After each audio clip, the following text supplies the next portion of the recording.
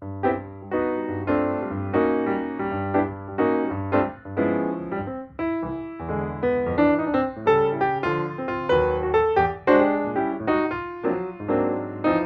hi everybody, it's the Papa from the Papa's Kitchen, and I and the Nana are doing something a little different with this week's video. You want to explain what we're doing? We decided that we would show you a glimpse of what we eat every week. Yeah. These are significant meals where you'll have leftovers. Yeah, and we do eat 7 days a week, but what we found is since prices have gone up, I mean, we're eating out maybe twice a month, honestly. Even like maybe going to get a Five Guys burger or something, which we did every Saturday night. We're not doing that. It's just crazy. And so we do cook, and then we do have leftovers. So we'll just eat leftovers on those other 2 or 3 nights. Yes. But here they are. We're only 2. Yeah. So when you cook a normal meal, you always have leftovers. Yeah, exactly. And they heat up great. Some people don't like them. They don't like, my father doesn't like leftovers. Yeah, but we do. He does. Thank goodness he does. And I like taking leftovers and doing something different with them, but that's not the point of this video. No. We are just showing you 5 different meals that are easy, really tasty. I'd love to know what kind of meals you eat in a typical week. Yeah, especially if you're down to just 2 of you in the house. Yeah, yeah. Inspiration always helps, right? So here they are, 5 of them in a row. Enjoy, and let us know what you think. Yeah. Okay, get this. I got home. Here's what I bought. And you'll never guess how much this was. This is a small little thing of Quaker Oats, something for bad breath. I'm not going to say who needs that. 4 red peppers, 1 potato, medium size, and it was 4 for $5 on the avocados. All of this at my local Publix, $21.70. It's sticker shock all the time. Hey, hi. So here's dinner tonight. It's Thursday night, and I've got 2 chicken breasts. And by the way, what I do, I'm going to bake these, and I've got my oven at 350 degrees. I always take a slice with the knife against the bone, so they'll cook a little bit quicker and cook thoroughly. Very simple recipe. Take about 2 tablespoons of lemon, and that's going to be about 1 whole little lemon here. Put those chicken breasts in a bowl here. Very, very easy thing to put together. I got my oven baking preset now at 350. And it's 5:15. Yeah, this is going to take about 40 minutes to cook, and I'm going to actually do some broccoli with this, some steamed broccoli, and just salt and pepper and a little bit of butter. I'm taking 2 cloves of garlic. I'm going to put that in here and mince that in here. There's 1. And let me do the other one. Chicken, lemon, garlic. Chicken, lemon, garlic. What are you gonna and then the other thing I'm going to do is I'm going to do about about 3/4 of a tablespoon of oregano. And then I want about a 1/4 teaspoon each of salt and pepper. You're a one-track mind guy, you know. I am. You know, I really am. And when my brain is in the cook mode, I'm thinking only about that. I just want to get these all sort of coated, all tossed around with that nice lemon, oregano, salt, pepper, garlic. And I've got a rack here with my baking sheet, and I put some parchment paper underneath. And all I'm going to do is put these on the rack, just like that. And we're going to put them in the oven. Put a little juice on there. Get all this good stuff. Just like that, yeah. And we're going to put them in the oven. We're going to cook them for about 40 minutes until they get to 165 internally. And the oven just beeped at me. We're ready to go. And so I'll show you when the set product comes out in about 40 minutes. That's how quick dinner can be. Okay, what you gonna do? Hey, I'm just getting my broccoli ready. I'm doing what's in my fridge. I'm trying to stay out of the store. The prices have gone up so badly, it's terrible. How do you save money? I use what I have. You stay out of the store. That's exactly right. That's right. So all I'm doing is cutting it into more like bite-sized pieces here. Put it in some water that's boiling with some salt. I'm going to blanch it and sort of cook it that way. I'll drag it out, and then I'll stick it in a bowl after it's cooked in that water. Take some butter, stick with it. I'll mimic some my seasonings from, I'm going to do their bow tie from the Golden Steer.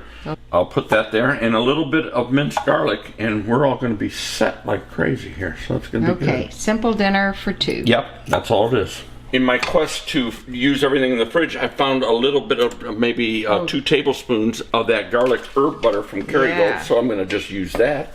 And I think my meat is done, so let me pull that out here.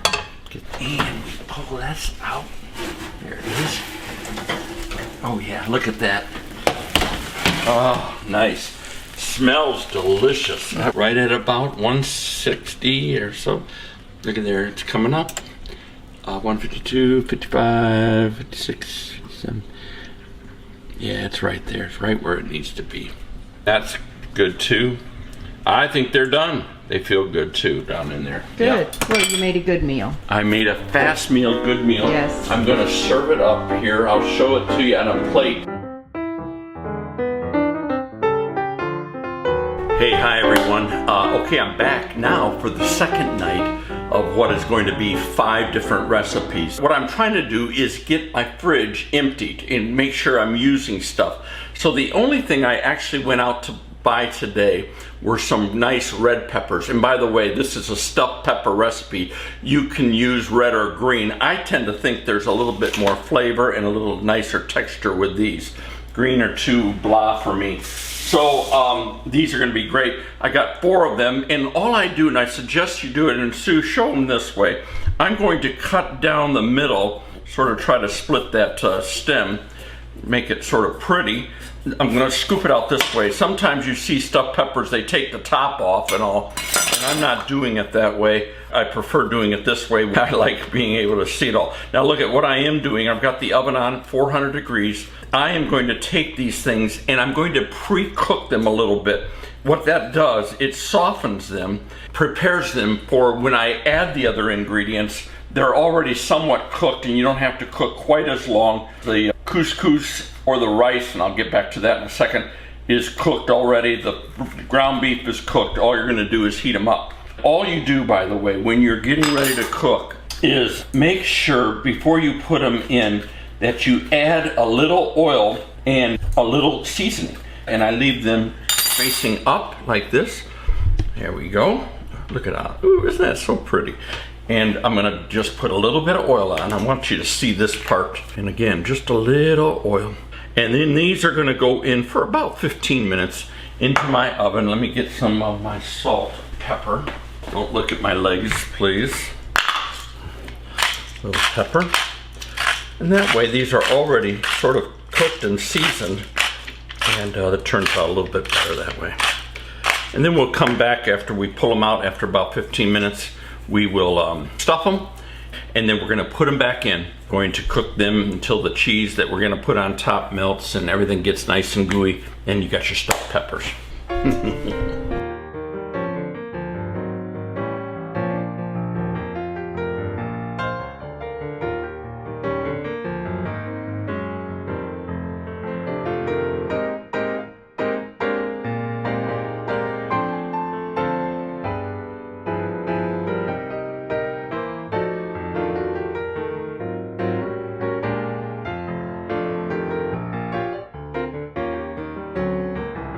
Okay, and so now my tomatoes and my onion, garlic, and spices have been cooking for about 12-15 minutes, and it's thickened right up really nicely. So now, with that done, and it's going to thicken up even more because I'm going to add back in my cooked 1 pound of ground beef, and then I'm going to add in, oh, look at how that just did perfect.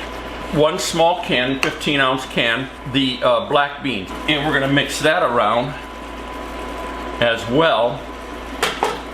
We're going to add 2 tablespoons of apple cider vinegar.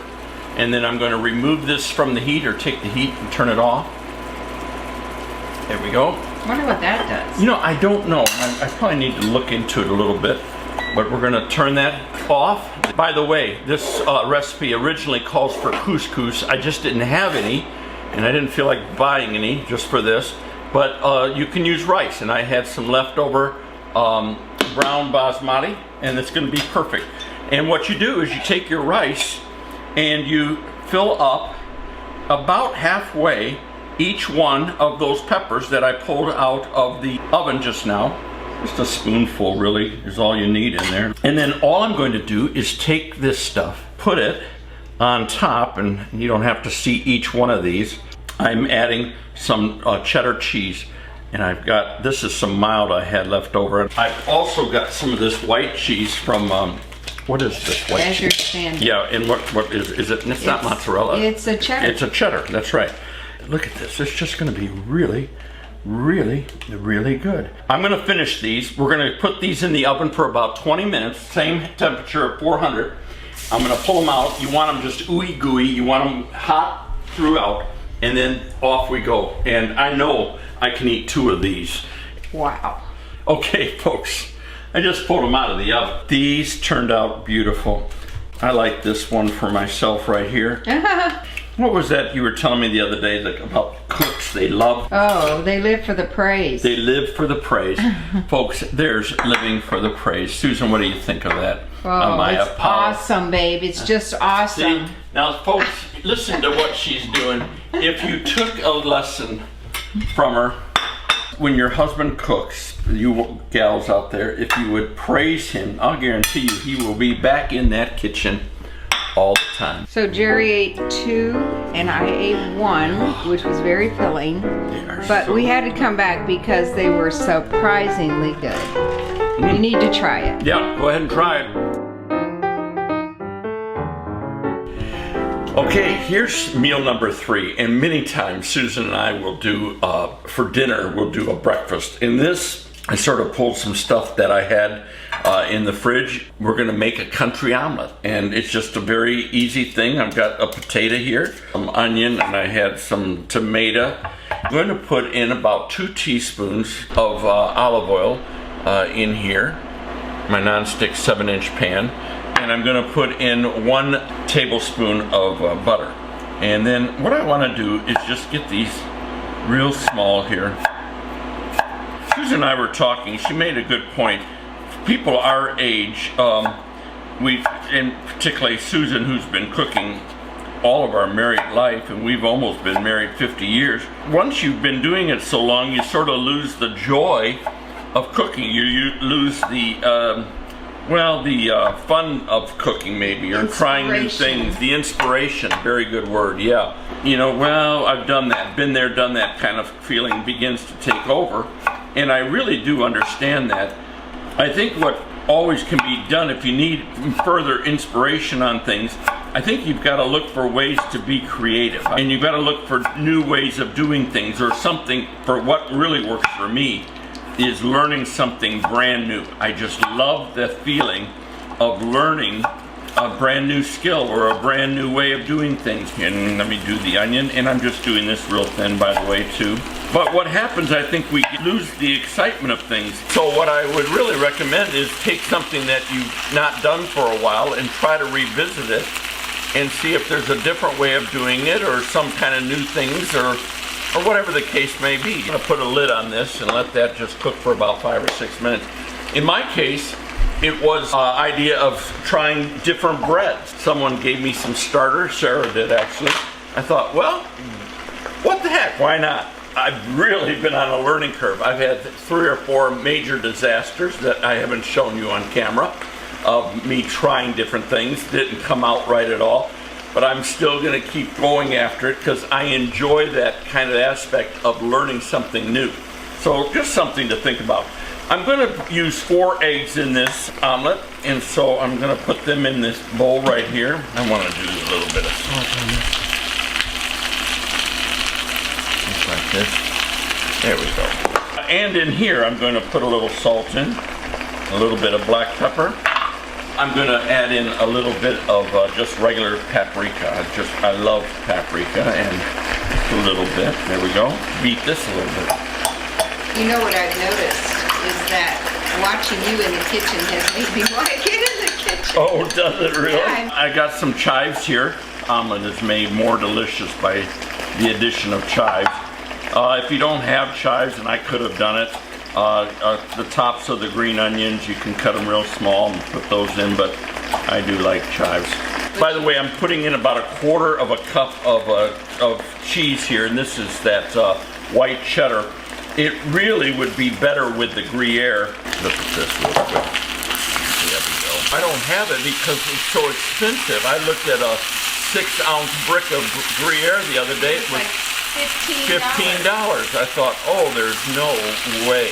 And then mix this all together. What you're after here is getting a lot of air in. Don't mix just in the middle like this. Mix side to side, and it gets it so you don't have all that runny white stuff. I hate that. Taking a tomato, and I'm going to slice it long ways, and we're going to lay the tomato over the top of this country omelet. I'm slicing it sort of thin here. There we go. Good. So let's just see how these are doing. And all I'm really after here is making sure that they're cooking. Oh, and they seem to be doing fairly well. In this, put our egg mixture. All in. There we go. We're just going to make sure that this gets all incorporated down in here. There. We're going to put this in just a moment under the broiler for 2 minutes. As soon as I get this cooked just a little bit, it's going to go in the broiler for 2 minutes. And there is, I mean, I had the thing done in about 10 minutes, 12 minutes. It's just really great. It's going to be a great omelet.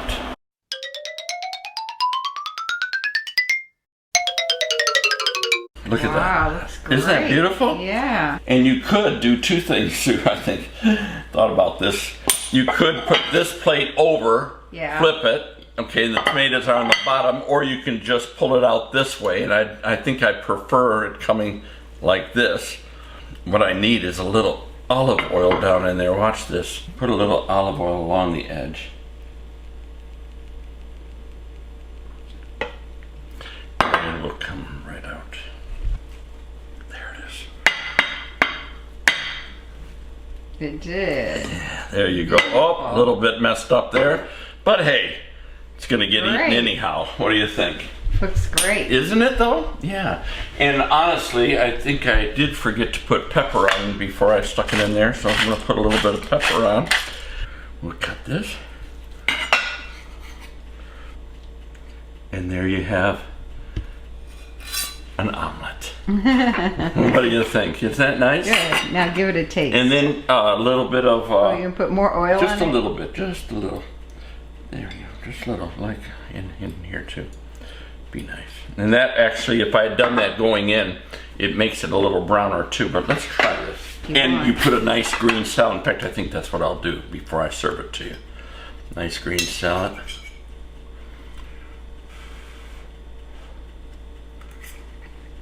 Oh. Is it good? Great. I can't wait. You're going to love it. You're going to love it. Okay. Good. So, add a salad to it. We've got ourselves dinner tonight. Oh, by the way, look at my nice Apollo box plate for serving. I love this thing, and I'll put a link in the description below. These things are, it's just nice to have something like that around. All right. It looks special. It looks special. That's right. All right. See you next time. Okay. Hi, everybody. The Papa from the Papa's Kitchen. This is meal number 4. And what I am going to do is, because it's fall and everything, I'm doing a split pea soup, which I just really love. It's very, very simple. I've used this recipe before, but I don't think I've ever put it on the channel. So what I'm going to do is take my big dish, and I need a good 4-quart type dish. And this is my little Dutch oven here. And I'm going to put in 1/8 of a cup of good olive oil. I've already done some prep, but as I go through this, I'll just let you know what the prep is here. But I've got chopped up 1.5 cups of sort of a small to medium sized onion, white onion. And I've got 2 or 3 garlics that I'm going to mince and put in here. And I'm going to saute these until they're translucent. We're going to let that cook in here for about, let me do one more garlic here. I usually add a little bit more than what a recipe calls for. There we go.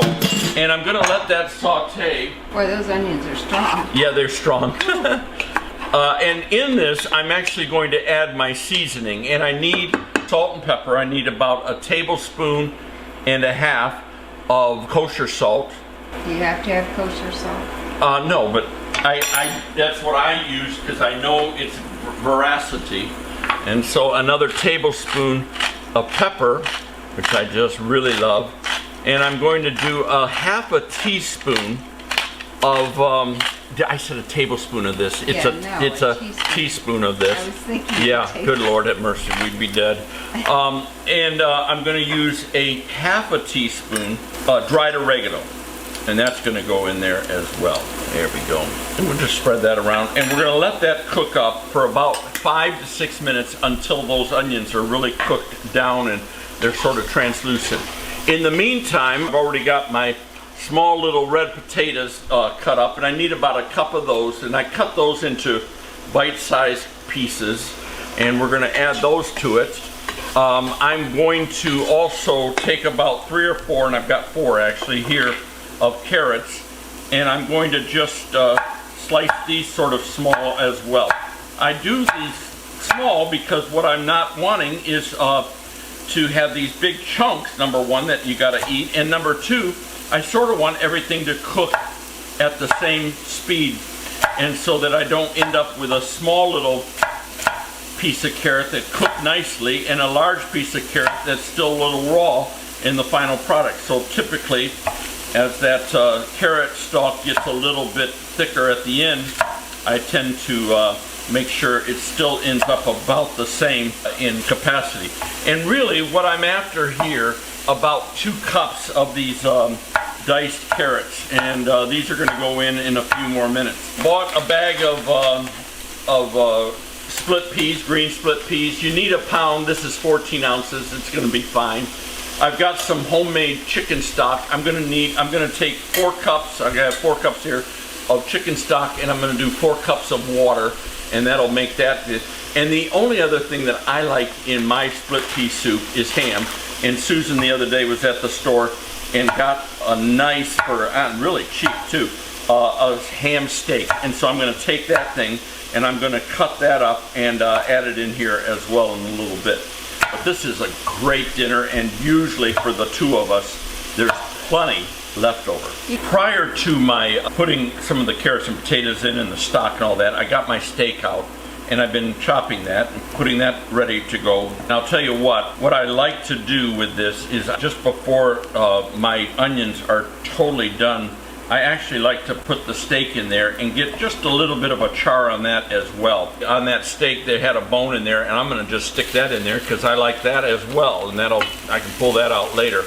On these last 5 minutes, and I had told, I think on the video a little bit earlier, I said run these onions about 5 to 10 minutes. I'm wrong. They need to go about 10 to 15 minutes. So they're right near there, but I'm going to just get these coated with this, get this ham coated with those onions and garlic and seasoning, and that really makes that really nice. And let that run like that just for a few minutes. And then we'll end up putting our carrots, we'll put in our potatoes, we'll put in all the stock and water that I'm going to use, so that's 8 quarts. And then we're going to put in only half of this bag of split pea, and then we're going to bring everything that we have to a boil and let that run for about 40 minutes. And every once in a while, come along, check it out, make sure nothing's sticking to the bottom and all that. And we're going to let that cook now for 40 minutes. I'll come back, I'll show you one more time when I add the rest of this, what the pot looks like. And then we'll go another 40 after that. So you just got to keep it on and keep watching. And then, man, we're ready to eat. It'll make your house smell good. Oh, it'll make it smell really good. Hey, I wanted to show you real quick on this first go around right now. I've had this on and it's boiling. and I wanted to get it to boiling. Then what I want to do is change it from boiling uncovered, remain uncovered, and I'm taking it down so now it's going to simmer for 40 minutes. After that, I'll be putting this back in. See this foam? I'll end up taking some of that off too. Okay, hi everybody. I just now turned off the alarm, and the fire here, or the heat, and my soup is done. Look at the thickness and how that all turned out. And I'm telling you, here we go. It's just Susan and I. Yeah. But it's really good. Smells delicious. It's really good. It's very tasty. Yeah. Good. That is a good recipe. It's got full of flavor. It's just great. I love the potatoes in there too. Yeah. And that ham, there's that ham bone thing. Yeah. And you can freeze what you don't eat, and you pull it out anytime. And pull it out, and it's great. Just put it in some quart jars, and you got it made. Carrots are nice and tender. Potatoes certainly are. The peas are all cooked and nice and soft, and they even mash up a little bit, so it makes that really thick, rich, beautiful split pea soup. Put a piece of cornbread with this or some sourdough bread. Off the charts. So that's number 4. Stay tuned for number 5. Hey, hi everybody. It's the Papa from the Papa's Kitchen. This is the 5th meal on a 5-meal video that I'm doing. What I'm sort of doing right now is I'm emptying out my fridge as best I can, and I found some breakfast sausage with sage. It's Jimmy Dean with sage. I'm going to do something a little different because it's dinner time. I'm going to make a carbonara with this, and I'm going to use some fettuccine. I've got some right here. I'm going to use a half a box or 8 ounces of this, and I'm only going to actually use 8 ounces of this breakfast sausage. We're just going to brown this up, and I'll use the rest of this soup for you for breakfast one morning. I know you like sausage. Yep. And this will be good. And we'll just make this carbonara tonight and have this, and it'll be a little bit different taste than what, there we go, what you're used to, but I actually think you'll like it, and I think you'll go, wow, you need to do that again, or something like that. And that's what we want. We want you to be happy, Susan. Oh yeah. That's what I live for. To make me happy. Make you happy. This is this is my life. This is it. This is where I'm down to right now. I put all of my interests to the side, everything, and I live to make you happy. Well, you're doing a great job. I think so. Susan found in the fridge some spinach and arugula, and so it doesn't call for it, but I'll add that in too at the end, and we'll wilt that in, and it'll be really good. The only thing I actually bought today to do this with is I'm going to use the zest of some orange, and I'm going to use some parsley. I had some pecorino reggiano. I've got some breadcrumbs, a couple of green onions, 4 eggs, and that's about it. We got the pasta and the pasta water, and that'll make everything happen. Okay, this goes pretty fast. I've got my meat going here, and I just diced very thinly those 2 green onions and put those in there and let that cook together here. I've got my 8 ounces in boiling water with a tablespoon of salt. You want that salty. What I want you to do in one bowl, this goes so fast, take a 1/4 cup of breadcrumbs, and then do about a 1/4 cup of parsley. Well, let me do this. Let me do the orange first. And I need 1 tablespoon of the orange zest. So we're just gonna zest this up right here like this in this particular bowl. I put my timer on for 4 minutes for the linguine, or in this case, the fettuccine. We want it to al dente there. We'll do the parsley, about a 1/4 cup. And I'm doing this pretty fine here. Make sure this gets stirred around. Oh, yeah, I don't want that to burn on there. There we go. Oh, that's looking really good. I'm gonna turn that off just for a second because I don't want it to burn. Throw that in that bowl right there. And then in the other bowl, I've got another little bowl here. Break 4 eggs and stir them together. Hey, I heard 3 of Sarah's chickens are finally laying eggs. Oh, is that right? Wow. Yeah. Nothing like having that. Farm raised Alexa off. Chicken eggs, their yolk is so much more yellow. Yeah, they really are. What I'm going to do is I'm going to add about 3 ounces of Pecorino Romano cheese, and I'm going to also put in here a teaspoon of black pepper. Let me get that all stirred in there. Put this in. There we go. Okay, and this is going to really move fast now. I'm going to put this in and let this wilt down a little bit. Al dente. Al dente, yeah, and that means it's some cooked, but not totally, because it's going to cook in this thing here really No, good. not done yet. Okay. I'm going to let it go a few more minutes. A little too crunchy. It's okay, we need to get this wilted down nicely. Sort of a conglomeration. It's not a true carbonara with putting this stuff in it, No, but it's a healthy one. well, healthy just because it's green. Well, it is. I tell you, you bought into the myth. So, You bought into the myth. My mother used to always have a green. Yeah. You couldn't have dinner unless you added green to it. Yeah. Even if it was out of the can, right? Yep. It could be With all green the beans out of preservative. the can, Yeah. but it had to be green. Yeah. And a starch. You always had to have a starch, yeah. Yep. Yeah. Okay, my pasta is done, and I want to add this. I could drink. Oh, listen, first thing always with pasta, grab some of that reserved pasta water. There we go. Put that to the side. And all I'm going to do with this, I'm going to turn this down a little bit low, and I'm going to drop this into my meat mixture, just like that. The rest of it. And what we want to do is stir that around in that nice breakfast sausage fat. And here, a little bit more. There we go. And get that stirred that way. Let me put this to the side. Here we go. Let's do this. Just get it all tossed in there like that.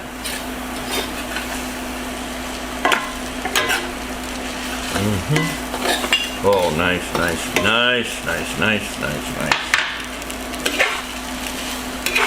Once I've got that pretty well coated with some of that sausage fat, I want to take my egg mixture that I've got with the cheese and the pepper and everything, and I'm going to pour it on here and mix it around, but I am going to take it off the heat. So heat gone. How about the other? It's off the heat. I'll show you. Oh, that comes out. Oh, sure. So here we go. Thought I was going to catch you in the mistake. I know you did. You thought you had me. Yep. And I want to just pour this in here like this, stirring this all around to get this all nice and coated. Again, it's sort of off the heat. Get that beautiful, velvety looking pasta done this way. Oh, it's gorgeous. Gorgeous. And then the very last stage is the stage Susan thought I forgot, is we're going to take this mixture, in fact let me mix it together, with that orange zest, the parsley, and the breadcrumbs, and we're going to toss this with this as well, just like that. Bring that around like that. And that, folks, is tonight's meal. Pasta carbonara. Now look at it's thin, it's thickening up a little bit, and it's sort of being weird on me, but that's to be expected. That's where this pasta water comes in, just a little bit. Oh, it's supposed to be thinner? Yeah, just a little bit. We'll loosen that up. Best to do it with this. And it will make it just like it needs to be done. Oh, it smells really good. And that orange zest is coming through. It's just really different, yeah. Because you don't want it thick and gooey. It's a velvety, but it's not thick in that regard. Looks wonderful. Doesn't it though? Mm-hmm. So let's use one of our Apollo box plates and let's dish this up. Okay, there you go. Look at that, how beautiful that is. Really nice. And that turned out just perfect. I would add just maybe a little bit of black pepper on it, just to finish it off. You could put a little bit more parsley on top, but it looks pretty good. Looks wonderful. And that looks very good. So that's dinner tonight. That's the 5th in 5 days of eating.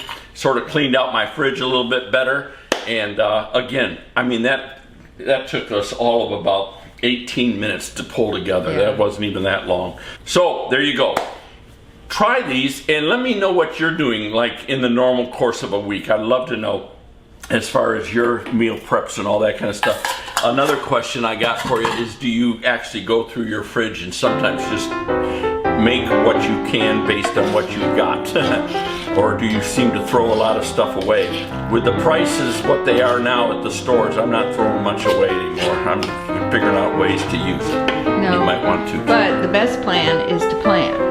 Best plan is to plan, absolutely. So then you only shop for what you need. Yep, exactly And right. that's what we're gonna do. And that's what we're doing. More than we've been doing. Yep, exactly. Okay, bon appetit, as Julia Childs would say. See you next time.